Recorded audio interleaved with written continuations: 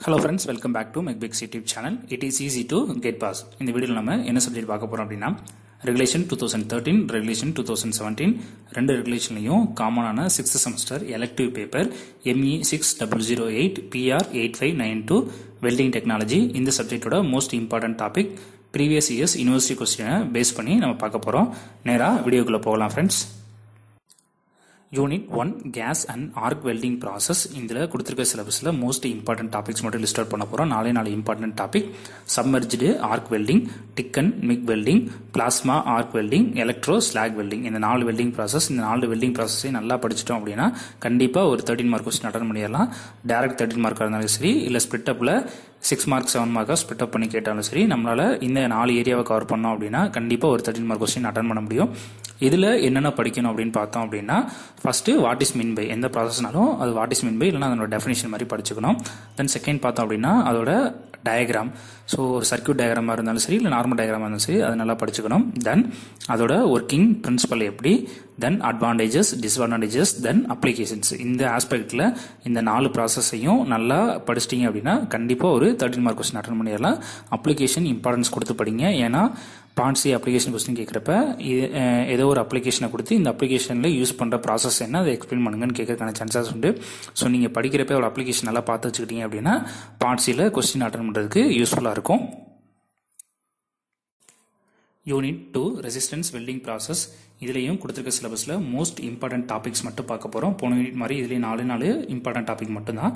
Resistance butt welding, flash butt welding, percussion welding, then high frequency resistance welding. இந்த 4 topic மட்டும்தான்.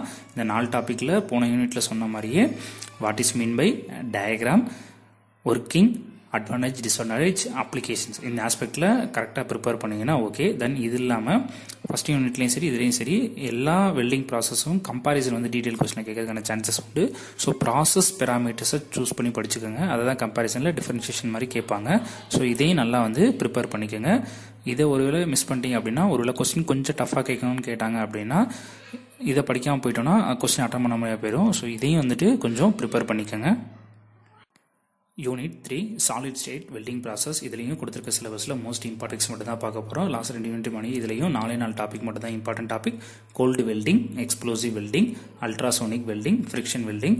முன்னாடி யூனிட்டில் சொன்ன மாதிரி தான் இந்த யூனிட்லையும் what is mean by, diagram, working, then process parameters, applications, advantage, disadvantage இதெல்லாமே படிச்சுக்கணும். இது இல்லாமல் இந்த யூனிட்டில் இருக்க ஒரு சில ப்ராசஸில் எக்ஸ்ட்ரா ஒரு சில டேர்ம்ஸ் இருக்குது. அது எக்ஸாமில் கேட்டிருக்காங்க. ஸோ அதெல்லாம் என்னென்னு சொல்கிறேன். நீங்கள் அந்த இதையும் வந்துட்டு சேர்த்து வந்து ப்ரிப்பேர் பண்ணிக்கோங்க.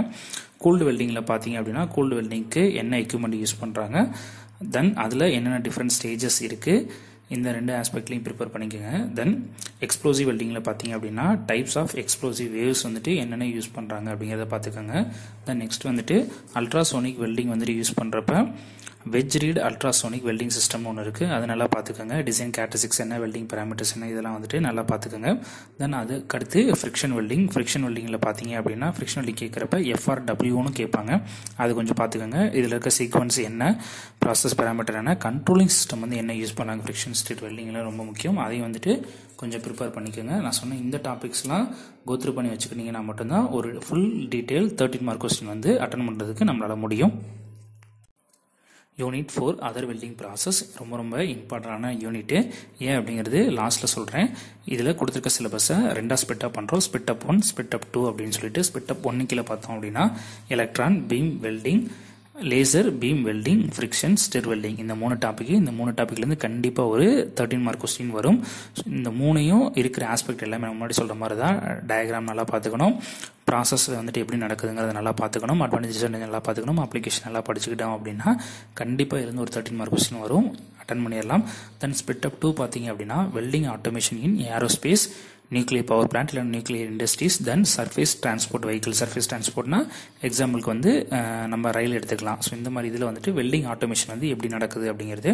ஸோ இதில் ஸ்பிட் அப் 1 படிக்கலாமா, ஸ்பிட் அப் 2 படிக்கலாமான்னு என்ன கேட்டிங்க அப்படின்னா 2 ஸ்பிட் அப்புமே நீங்கள் படிங்க, அதுதான் யூஸ்ஃபுல்லாக இருக்கும். ஸோ யூனிட்டோட ஸ்டார்டிங்லேயே சொன்னேன் இது ரொம்ப இம்பார்ட்டன்டான யூனிட். என்ன அப்படின்னா இது ஒரு 28 மார்க் கொஸ்டின் கெயின் பண்ண போகிற யூனிட். என்னன்னா 14th கொஸ்டினில் ஏபி கொஸ்டினும் இந்த யூனிட்லேருந்து தான் வரப்போகுது. அதே மாதிரி பார்ட் சியில் 16th கொஸ்டினும் ஏதாவது ஒரு டாபிக் வந்துட்டு கண்டிப்பாக இந்த இதுலேருந்து வரதுக்கான சான்சஸ் வந்து அதிகமாக இருக்குது. அதுவும் இந்த வெல்டிங் ஆட்டோமேஷன்லேருந்து தான் கண்டிப்பாக அப்ளிகேஷன் கொஸ்டின் வரும். ஸோ இந்த மொதல் 3 டாபிக் ஸ்பிட்டப் ஒன்று கீழே இருக்க மொதல் 3 டாபிக் ரொம்ப ஈஸியான டாபிக். அது படிச்சிங்கன்னா 14ல் ஒரு கொஸ்டின் வந்து அட்டன் பண்ணிடலாம். தென் அப்ளிகேஷன் கொஸ்டினில் கேரண்டடாக இந்த டாப்பிக்லேருந்து ஒரு டாபிக் வரதுக்கான சான்சஸ் வந்து அதிகமாக இருக்குன்னு சொல்லலாம். ஸோ இதே நீங்கள் ப்ரிப்பேர் பண்ணிங்கன்னா அதில் ஒரு 15 மார்க் வந்து கெயின் பண்ணிடலாம். ஸோ ஈஸியாக வந்து 28 மார்க்கும் வாங்கிடலாம்.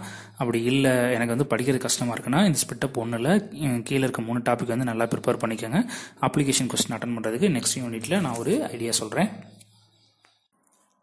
Unit 5 design of weld joints, weldability and testing of weldments. இந்த யூனிட்டும் 4th யூனிட் மாதிரி ரொம்ப ரொம்ப இம்பார்ட்டன்டான யூனிட். ஏன் அப்படிங்கிறது லாஸ்ட்டில் சொல்கிறேன்.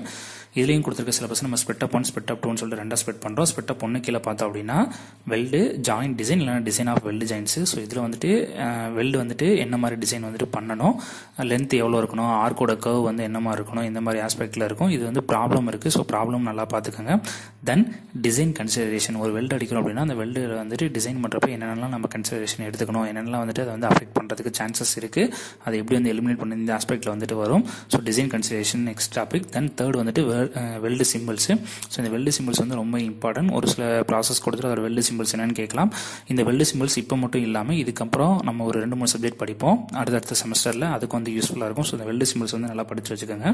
தென் ஸ்பிட்டப் 2 பார்த்தோம் அப்படின்னா weldability of aluminium, copper, stainless steel. இது வந்து ரொம்ப ரொம்ப இம்பார்ட்டன்ட். இந்த டாபிக் படிக்காமல் எக்ஸாமுக்கு போயிடவே கூடாது அப்படின்னு சொல்கிற அளவுக்கு இந்த டாபிக் வந்து ரொம்ப ரொம்ப இம்பார்ட்டன்ட்.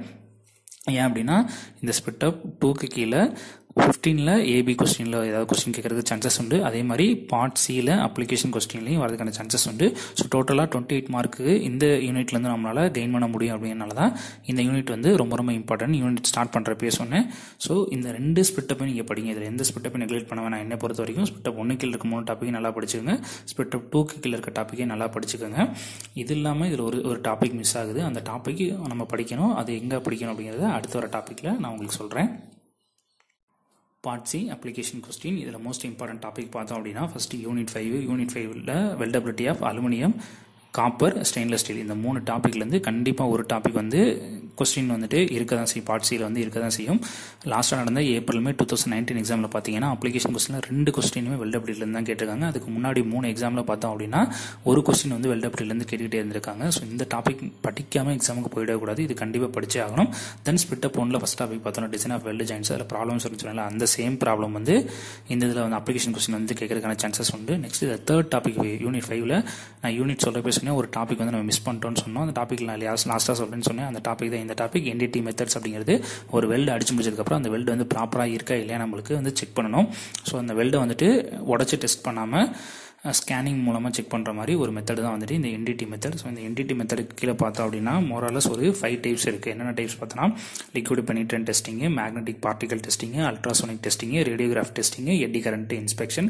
இந்த 5ல் ஏதாவது ஒரு டாப்பிக்கோ இல்லை என்டிடி மெத்தடை ஜஸ்ட்டாக எக்ஸ்பிளைன் பண்ணுங்க அப்படின்னா வந்து கேட்கறதுக்கான சான்சஸ் உண்டு. கண்டிப்பாக இது ஒரு அப்ளிகேஷன் தான். வெல்டு அடிச்சு முடிச்சதுக்கப்புறம் இந்த வெல்டு கரெக்டாக இல்லையா செக் பண்ணுறது அப்படிங்கிறது ஒரு அப்ளிகேஷன் தான். ஸோ இது வந்து அப்ளிகேஷன் கொஸ்டின் கீழே வரதுக்கான சான்சஸ் உண்டு. ஸோ இந்த டாப்பிக் நீங்கள் கவர் பண்ணிட்டீங்கன்னா யூனிட் 5ல் எல்லா டாப்பிக்குமே படித்த மாதிரி தான் இருக்கும். பட் மார்க் ஸ்கோர் பண்ணுறதுக்கு அதிகமான ஏரியாவாக இருக்கிறதுனால இந்த யூனிட் 5 வந்து நம்ம ஃபுல்லாக படிக்கிறதுல தப்பு கிடையாது. தென் இதுக்கப்புறம் வேறு ஏதாவது யூனிட்லேருந்து வருமா அப்படின்னு பார்த்தோம் அப்படின்னா யூனிட் 4ல் வெல்டிங் ஆட்டோமேஷன் அப்போ சொல்கிறப்பே சொன்னேன். ஸோ அந்த டாப்பிக்லேருந்து கண்டிப்பாக யூனிவர்சிட்டி கொஸ்டின் வந்து அப்ளிகேஷன் கொஸ்டின் வந்து கேட்கறதுக்கான சான்சஸ் உண்டு. ஸோ இந்த டாப்பிக்கையும் மிஸ் பண்ணாமல் நீங்கள் ப்ரிப்பேர் பண்ணீங்க அப்படின்னா கண்டிப்பாக உங்களுக்கு எக்ஸாமுக்கு யூஸ்ஃபுல்லாக இருக்கும். இப்போ நம்ம பார்த்தா இந்த சப்ஜெக்டோட யூனிவர்சிட்டி எக்ஸாமுக்கு தேவையான மாடல் கொஸ்டின் செட் இல்லைனா பாசிபிள் கொஸ்டின் செட் உங்களுக்கு வேணும் அப்படின்னா ஒரு கொஸ்டின் செட் வந்து நான் ப்ரிப்பேர் பண்ணியிருக்கேன். யூனிட்டுக்கு 5 to 6 கொஸ்டின் சொல்லி ஒரு சப்ஜெக்ட்டுக்கு 30 to 35 கொஸ்டின் இருக்கிற மாதிரி ஒரு கொஸ்டின் செட் வந்து ப்ரிப்பேர் பண்ணி நம்மளோட www.megbix.com வந்து அப்லோட் பண்ணியிருப்பேன். நீங்கள் அங்கே போயிட்டு வியூ பண்ணலாம். நீங்கள் இன்கேஸ் வந்துட்டு சிஸ்டம் வந்து யூஸ் பண்ணீங்க அப்படின்னா சைட்டுக்குள்ளே போனதுக்கப்புறம் மேலே டாப்பில் வந்துட்டு ஹோம் பட்டனுக்கு பக்கத்தில் ஏயு ஏப்ரல் மே 2020 எக்ஸாம்ஸ் இருக்கும். அதை கிளிக் பண்ணிங்கன்னா அதுக்கு அடுத்து 2 ரெகுலேஷன் காமிக்கும். உங்களோட ரெகுலேஷன் எதுவோ அதை கிளிக் பண்ணி உள்ளே போனீங்கன்னா செமஸ்டர் வைஸ் சப்ஜெக்ட் இருக்கும். ஸோ அதுக்கு நேராக வந்து லிங்க் இருக்கும். அந்த லிங்கை கிளிக் பண்ணி நீங்கள் கொஸ்டின் பேப்பர் வந்து வியூ பண்ண முடியும். இல்லை நான் வந்து மொபைல் யூஸ் பண்ணுறேன் அப்படின்னா நீங்கள் மொபைல் லோட் பண்ணதுக்கப்புறம் சைட்டை லோட் பண்ணதுக்கப்புறம் மேலே டாப்பில் வந்து மெயின் மெனுன்னு ஒன்று காமிக்கும். அந்த டேப்பை கிளிக் பண்ணிங்க அப்படின்னா அதில் செகண்டாக ஏயு ஏப்ரல் மே 2020 எக்ஸாம்ஸ் இருக்கும். நான் மேலே சொன்ன அதே ப்ரொசீஜரை ஃபாலோ பண்ணி நீங்கள் இப்போ நம்ம பார்த்த சப்ஜெக்டோட மாடல் கொஸ்டின் செட்டு இல்லை பாசிபிள் கொஸ்டின் செட்டு வந்துட்டு வியூ பண்ணிக்கலாம். இந்த வீடியோ உங்களுக்கு பிடிச்சிருந்துச்சு. இந்த வீடியோவில் நான் சொன்ன இன்ஃபர்மேஷன் எல்லாமே உங்களுக்கு யூஸ்ஃபுல்லாக இருக்கும் அப்படின்னு நினச்சிங்க அப்படின்னா இந்த வீடியோவை லைக் பண்ணுங்கள்.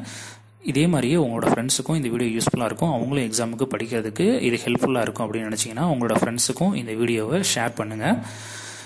இதுக்கு அடுத்து வரப்போகிற எக்ஸாம்ஸ்க்கு இதே மாதிரி இம்பார்ட்டன்ட் டாபிக்ஸோட வீடியோ வேணும் அப்படின்னா மறக்காமல் நம்மளோட மெக்பிக்ஸ் யூடியூப் சேனலை சப்ஸ்கிரைப் பண்ணுங்கள்.